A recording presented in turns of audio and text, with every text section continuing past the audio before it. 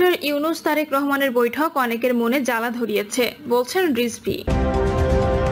জানাবো সরকার বিএনপি সমঝোতার রাজনৈতিক সংকট দূর করবে। সংস্কার বিচার ছাড়া নির্বাচন বিশ্বাসযোগ্য হবে না, বলছে জামায়াত নেতা। এবং সর্বশেষ জানাবো ইসরায়েলকে শিগগির সংঘাত থামাতে বলল চীন। শুনছিলেন সংবাদ শিরোনাম, এবারে বিস্তারিত। ডক্টর ইউনূস তারেক রহমানের বৈঠক অনেকের মনে জ্বালা ধরিয়েছে, বলছেন রিজভী। বিএনপি সিনিয়র যুগ্ম মহাসচিব অ্যাডভোকেট রুহুল কবির রিজভী বলেছেন, লন্ডনের প্রধান উপদেষ্টা ডক্টর মোহাম্মদ ইউনূস এবং বিএনপির ভারপ্রাপ্ত চেয়ারম্যান তারেক রহমানের এই বৈঠক কেন জানি মনে হয়েছে অনেকে মনে জ্বালা ধরিয়েছে। অনেকে এটা মেনে নিতে পারছেন না। কেন এই জ্বালা ভাই আপনাদের উদ্দেশ্য কি? রিজভী বলেন, আমাদের দেশের বিরুদ্ধে সবসময় ষড়যন্ত্র চক্রান্ত চলছে, আমরা কেউই এই চক্রান্তের বাইরে নই। অন্তর্বর্তীকালীন সরকার, ছাত্র জনতার আন্দোলন এবং বিএনপির 15 থেকে 16 বছরের এক রক্তক্ষয়ী আন্দোলনের মধ্য দিয়ে অন্তর্বর্তীকালীন সরকার অত্যন্ত সম্মানিত ব্যক্তি ডক্টর ইউনূস সাহেব অন্তর্বর্তীকালীন সরকারের প্রধান হয়েছেন। নির্বাচন নিয়ে তিনি বলেন, রমজান মাসে কি নির্বাচনী প্রচারণা করা যায়? তবে ফেব্রুয়ারি এবং মার্চের পর গোটাটাই রমজান থাকবে, আর থাকবে ঈদের আয়োজন। আপনি এপ্রিলের 1 তারিখ থেকে 15 তারিখের মধ্যে কোথায় প্রচারণা চালাবেন? কখন আইনি প্রক্রিয়া হবে? কখন নমিনেশন পেপার জমা দেবেন? কখন প্রচার চালাবেন? কিভাবে প্রচার চালাবেন? সারাদিন রোজা রেখে কি করে এপ্রিল মাসের মধ্যে নির্বাচন হওয়া সম্ভব? আমাদের এমন একটি সময়, যে সময়ের মধ্যে অন্য কোনো ধর্মীয় কোনো অনুষ্ঠান, ধর্মীয় কোনো উৎপারক, রোজা, ঈদ থাকবে না, সেই সময়টাতে উপযুক্ত সময় হওয়া উচিত। তাহলে যদি লন্ডনের বৈঠকে এটা হয় যে আমরা ফেব্রুয়ারির প্রথম সপ্তাহে বা প্রথম সপ্তাহের মধ্যে, দ্বিতীয় সপ্তাহের মধ্যে নির্বাচনটা হবে, তো এর মধ্যে কোনো রমজান নেই, কোরবানির ঈদ নেই, বড় কোনো অনুষ্ঠান নেই, পহেলা বৈশাখ নেই, আবহাওয়া ভালো থাকে, শুকনো মৌসুম, হালকা শীত থাকে। এই সময় বরাবরই আন্দোলন সংগ্রাম হয়, এই সময় নির্বাচন হয়। জামায়াতকে উদ্দেশ্য করে রিজভী বলেন, আজকে আমাদের কিছু রাজনৈতিক বন্ধু তারা উৎসাহ প্রকাশ করেছেন। লন্ডনের বৈঠকে তারা বলেছেন নিরপেক্ষতা ক্ষুণ্ণ হবে। তাই আপনাদের ইতিহাসটা বলুন তো দেখি, আপনারা কখন নিরপেক্ষতার সঙ্গে কাজ করেছেন? পাকিস্তান আন্দোলনে আপনারা সমর্থন করেননি।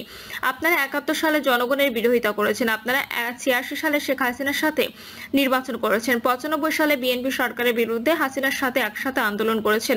আপনারা এইবার 5ই আগস্টের পর বলেছেন আওয়ামী লীগকে মাফ করে দেব, ভারতের সাথে সম্পর্ক বৃদ্ধি করব।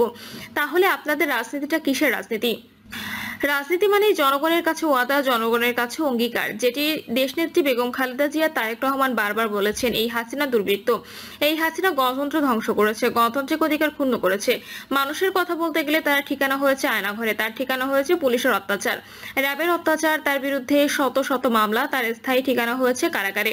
আপনি সেই আওয়ামী লীগকে মাফ করে দেবেন? আওয়ামী লীগকে উদ্দেশ্য করে তিনি বলেন, শেখ হাসিনা জুলাই আগস্টের রক্তাক্ত আন্দোলনের মধ্য দিয়ে এক শহীদ মুগ্ধ, আরেকদিকে আবু সাইদ, চট্টগ্রামের ছাত্রদল নেতা মহসিন আহনাফ, সৈকত, একের পর এক শিশু কিশোর তরুণ এদেরকে হত্যা করে দিয়েছে। আপনাদের রাজনীতিটা ভুলে ভরা। এই ভুলে ভরা রাজনীতি আপনারা শুরু থেকেই করে গেছেন। আর বিএনপির সময় ইতিবাচক রাজনীতি করেছে। আমরা আমাদের দেশের স্বাধীনতার প্রশ্নে, আমরা সার্বভৌমত্বের প্রশ্নে, আমাদের ভূখণ্ড রক্ষার ক্ষেত্রে দেশনেত্রী বেগম খালেদা জিয়া আজকে যদি আপোষ করতেন, তাহলে তাকে 5-6 বছর জেলে থাকতে হতো না। তার উপর যে নিপীড়ন নির্যাতন এতখানি হতো না যদি তিনি আপোষ করতেন।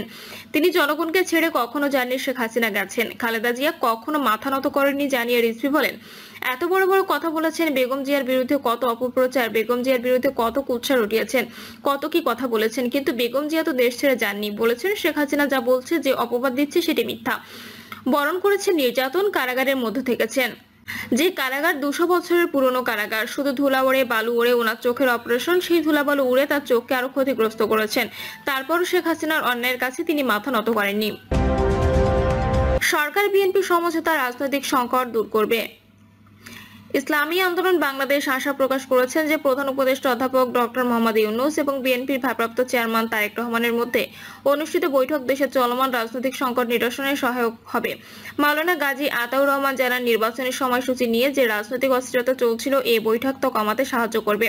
বিএনপি সহ কয়েকটি দল ডিসেম্বর 2025-এর নির্বাচনের দাবি জানিয়ে আসছিল, যা নিয়ে রাজনীতিতে উত্তেজনা ছিল। আজকের বৈঠকে তারেক রহমান ডিসেম্বর থেকে সরে এসে ফেব্রুয়ারিতে নির্বাচনের প্রস্তাব দিয়েছেন এবং প্রধান উপদেষ্টা শর্ত সাপেক্ষে এটি বিবেচনার কথা বলেছেন। তিনি এই ঘটনাকে বাংলাদেশের রাজনীতিতে একটি ইতিবাচক দৃষ্টান্ত হিসেবে আখ্যা দিয়ে উভয় নেতাকে ধন্যবাদ জানিয়েছেন। ইসলামী আন্দোলন বাংলাদেশের মুখপাত্র আরো বলেন, আজকের বৈঠকে সংস্কার, বিচার ও জুলাই সনদ নিয়ে বিএনপির পক্ষ থেকে নীতিগত সমর্থন পাওয়া গেছে। এটি স্বৈরতন্ত্র মুক্ত আগামী বাংলাদেশ বিনির্মাণের পথকে মসৃণ করবে বলে তারা বিশ্বাস করে। মাওলানা গাজী আতাউর রহমান আশা প্রকাশ করেন যে আজকের বৈঠকের পর রাজনীতিতে বিদ্যমান উত্তেজনা কমে যাবে, অনিশ্চয়তা দূর হবে এবং বৃহত্তর ঐক্যমত্য তৈরি হবে। তবে বৈঠকের পর উপদেষ্টা খলিলুর রহমানের যৌথ বিবৃতি শব্দ প্রয়োগ করে বিস্ময় প্রকাশ করেছেন মাওলানা গাজী আতাউর রহমান। তিনি বলেন, প্রফেসর ডক্টর মোহাম্মদ ইউনূস বাংলাদেশের সরকার প্রধান এবং তারেক রহমান একটি রাজনৈতিক দলের প্রধান।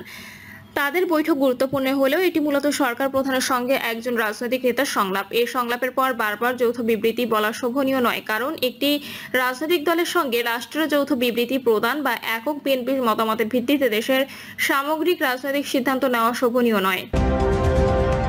সংস্কার, বিচার ছাড়া নির্বাচন বিশ্বাসযোগ্য হবে না, বলছে জামায়াত নেতা।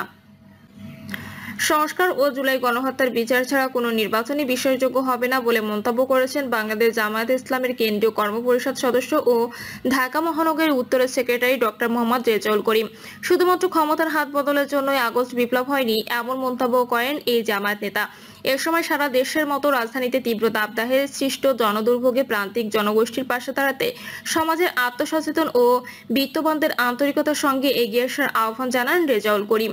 থানা আমির মশিউর রহমানের সভাপতিত্বে এ সময় অন্যদের মধ্যে উপস্থিত ছিলেন থানা সেক্রেটারি আনিসুর রহমান সহ থানা এবং ওয়ার্ডের বিভিন্ন পর্যায়ের নেতারা। তিনি তীব্র খরার বিপর্যস্ত মানুষের পাশে দাঁড়াতে দলীয় নেতাকর্মীদের প্রতি সাধ্যমতো প্রচেষ্টা চালানোর আহ্বান জানান। জামায়াত নেতা বলেন, দেশ ও জাতি এক মহাক্রান্তিকাল অতিক্রম করেছে। স্বৈরাচার ও ফ্যাসিবাদের পতনের পর রাষ্ট্র মেরামত, একটি অবাধ, সুষ্ঠু এবং গ্রহণযোগ্য নির্বাচনের জন্য অন্তর্বর্তীকালীন সরকার দেশ পরিচালনার দায়িত্ব গ্রহণ করেছে। কিন্তু পতিত স্বৈরাচারের প্রতিভূরা ছাত্র জনতার ঐতিহাসিক বিজয়কে নস্যাৎ ও অন্তর্বর্তী সরকারকে ব্যর্থ করার জন্য নানাবিধ অপতৎপরতা অব্যাহত রেখেছে। সরকারকে তারা রাষ্ট্র সংস্কারের ক্ষেত্রে নানাবিধ বাধা প্রতিবন্ধকতা সৃষ্টি করছে। কিন্তু সংশ্লিষ্টদের মনে রাখা উচিত যে শুধুমাত্র ক্ষমতার হাত বদলের জন্যই আগস্ট বিপ্লব হয়নি, বরং রাষ্ট্রের সব ক্ষেত্রে ইনসাফ প্রতিষ্ঠা ছিল আগস্ট বিপ্লবের লক্ষ্য ও উদ্দেশ্য। তাই নির্বাচনের আগে রাষ্ট্রীয় অবকাঠামো, কাঙ্ক্ষিত সংস্কার এবং জুলাই গণহত্যার বিচার দৃশ্যমান হওয়া দরকার, অন্যথায় দেশে কোনো নির্বাচনই বিশ্বাসযোগ্য হবে না। ইসরায়েলকে শিগগির সংঘাত থামাতে বলল চীন। ইসরায়েলকে যত শিগগির সম্ভব ইরানের সঙ্গে সংঘাত থামানোর আহ্বান জানিয়েছেন জাতিসংঘের সর্বোচ্চ ক্ষমতাধর সংস্থা নিরাপত্তা পরিষদের স্থায়ী সদস্য চীন। দেশটির জাতিসংঘ মিশনের সদস্য ও রাষ্ট্রদূত ফু কং বলেছেন, এই সংঘাতের ফলাফল বা পরিণতি নিয়ে বেইজিং গভীরভাবে উদ্বিগ্ন। ইসরায়েলের বিমান বাহিনী ইরানে সামরিক অভিযান শুরুর পর ওই দিনই জরুরি বৈঠক আহ্বান করে নিরাপত্তা পরিষদ। সেই বৈঠকে ফু কং বলেন, ইরানের সার্বভৌমত্ব, নিরাপত্তা ও আঞ্চলিক অখণ্ডতার উপর হামলা করেছে ইসরায়েল। আমরা এই হামলা সম্পূর্ণ বিরোধিতা করেছি। সেই সঙ্গে ইসরায়েলের প্রতি আহ্বান জানাচ্ছি, যত শীঘ্র সম্ভব সংঘাত থামান এবং ঝুঁকিপূর্ণ সামরিক পদক্ষেপ নেওয়া থেকে বিরত থাকুন, কারণ সংঘাতকে আরো বাড়তে দিলে পুরো মধ্যপ্রাচ্যে তা ছড়িয়ে পড়বে এবং এর পরিণতি বা ফলাফল হবে ভয়াবহ। গতকাল 13 জুন ভোর 4টার দিকে ইরানের রাজধানী তেহরান সহ অন্তত 8টি শহরে বড় ধরনের বিমান হামলা করে ইসরায়েলের বিমান বাহিনী। এতে নিহত হয়েছেন অন্তত 78 জন এবং আহত হয়েছেন আরো প্রায় 300 জন। এছাড়া ইরানের সেনা প্রধান মোহাম্মদ বাঘেরি সহ সামরিক বাহিনীর বেশ কয়েকজন কর্মকর্তাও নিহত হয়েছেন। প্রিয় দর্শক, এই ছিল এখনকার সর্বশেষ সংবাদ। আপডেট সব সংবাদ পেতে চ্যানেলটি সাবস্ক্রাইব করে বেল